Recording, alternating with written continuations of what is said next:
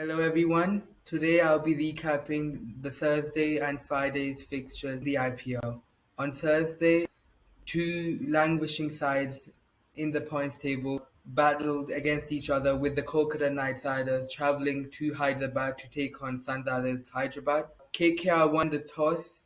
They chose to bat first and they got off to another poor start. As seen before in this IPL season, they have performed the worst out of the 10 sides in the power play as a batting unit, and their struggles continue. And for Sunrisers Hyderabad, it was Marco Jansen who provided the breakthrough. He took two important wickets of Vemanula Gurbaz and Venkatesh Iyer in his first over, providing SRH a great platform to build on. However, KKR's innings really got going when captain Nitish Rana and their star performer Rinku Singh got together, and they really consolidated their innings and put KKR back on track towards a competitive total. However, as things were looking on the rise for KKR, Captain Aidan Markram produced a moment of brilliance on the field, dismissing opposition captain Nitish Rana.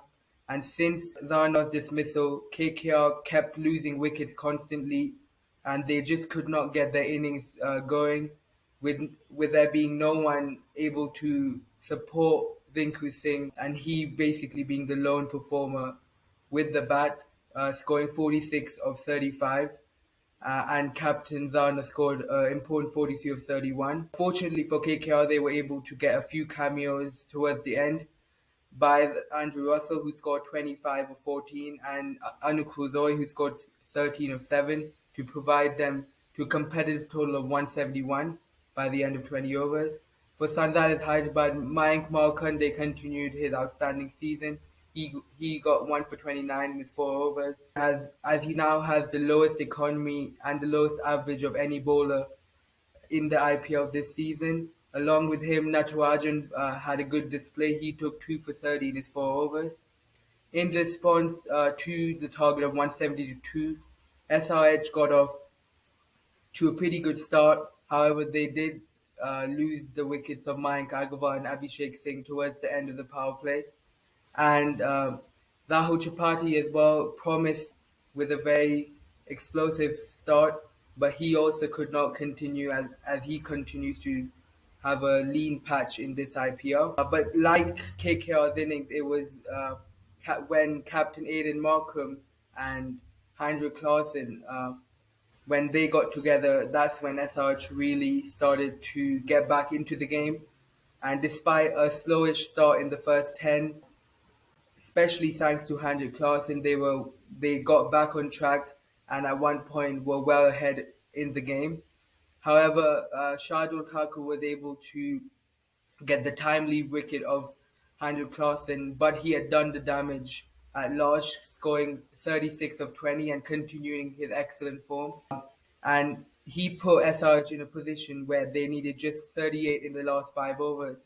However, Aidan Markram who was playing an anchor innings and supporting Clausen. He just could not get going, and despite his best efforts, he got out, leaving SRH to still do some work in the penultimate 2-3 overs.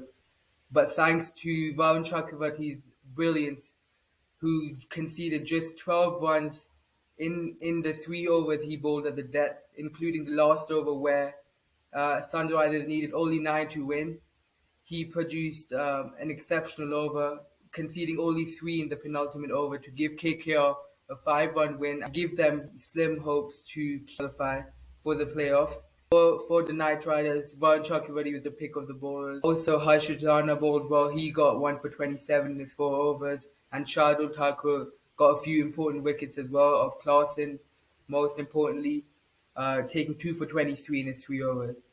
And that gave Knight Riders a 5-1 victory, essential win to keep their hopes alive. On Friday evening, table toppers Gujarat Titans were looking to bounce back from their shock defeat to the Delhi Capitals as they travelled to Jaipur to take on a struggling Rajasthan Royals side who were coming off a defeat and coming off 3 losses out of their last 4 games coming into the match. Captain Sanju Samson decided to bat first after winning the toss, and while The Royals got off to a good start thanks to Jaiswal and Josh Butler.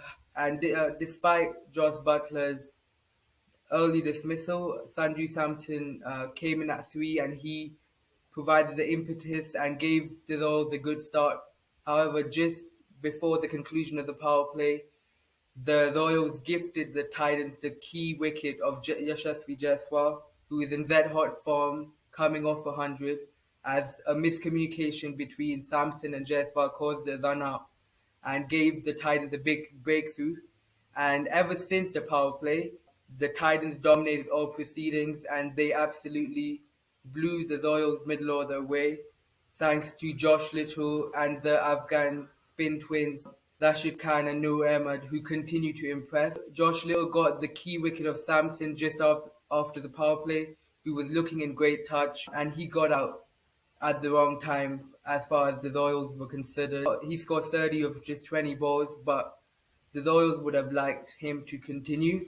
And after his dismissal, no one could get going as for the Royals, as Rashid Khan and Noor Ahmed ran through their middle order and the low order. And Noor Ahmed took 2 for 25 in his 3 overs, and Rashid Khan put in a man of the match performance, taking 3 for 14 in his 4 overs. Also, in the process, reclaiming the purple cap, as the Titans were able to restrict the Royals and bowl them out for 118 with still 14 balls to spare.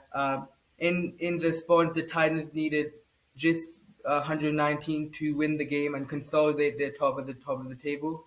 The Titans got off to a pretty conservative start. They ensured that they don't lose wickets in the power play, and they ensured that they don't even give a sniff to the Rajasthan Royals. And they batted well, Shubman Gill and Ridwan Saha. But the game really accelerated as Gill got out and Captain Hardik Pandya came in, and he was in a hurry to finish the game off and boost the Titans' net run rate, as we all know how important net run rate is coming into the latter stages of the season. He played a blistering knock of 36 of just 15 balls, especially taking down Adam Zampa and smacking him for 24 in one of the overs. And he ensured that the Gujarat Titans won by 9 wickets with 37 balls to spare, and which further consolidated their position at the top of the table. As for the Royals, their season continues to derail. Their form is in a downfall, but now heading into the last 4 games for them, they will have to be near perfect and will need a strong finish to fight for the playoffs. And yeah, that was it.